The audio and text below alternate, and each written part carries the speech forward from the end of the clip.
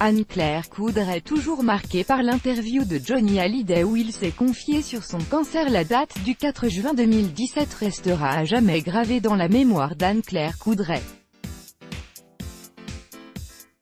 C'est ce jour-là qu'elle a interviewé Johnny Hallyday, peu de temps après l'annonce de son cancer.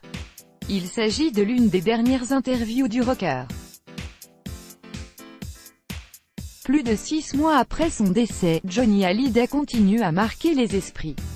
Ainsi, pour ce qui aurait été son 75e anniversaire, ses fans ont tenu à lui rendre hommage et une statue à son effigie a même été érigée. Et ils ne sont pas les seuls à avoir l'âme en peine depuis que le taulier les a quittés. C'est également le cas de nombreuses personnalités publiques. Une pléiade d'artistes avait ainsi fait le déplacement lors de l'hommage populaire à la Madeleine. Malgré le temps qui passe, Johnny Hallyday reste donc au cœur de toutes les pensées.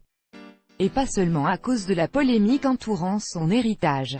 Ce n'est pas la présentatrice du 20h des week-ends de TF1, Anne-Claire Coudray, qui dira le contraire.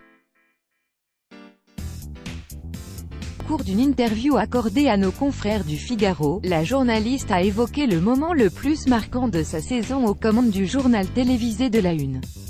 Sans la moindre hésitation, celle qui a succédé à Claire Chazal avoue que l'invité qui l'a le plus marqué n'est pas Emmanuel Macron mais Johnny Hallyday.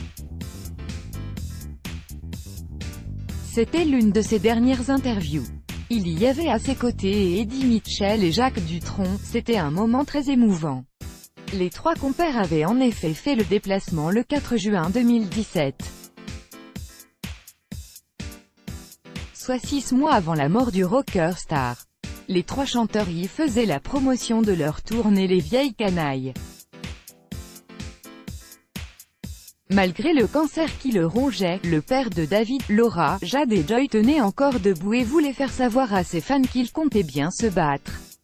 Dès le début de l'interview, Anne-Claire Coudray s'était donc naturellement enquis de l'état de santé de Johnny. Pour la première fois, il avait accepté d'évoquer sa maladie. Je me soigne, mais c'est une épreuve à traverser. Comme beaucoup de Français qui ont un cancer, je me soigne, je lutte et je me bats. Et j'espère bien en sortir, assurait-il.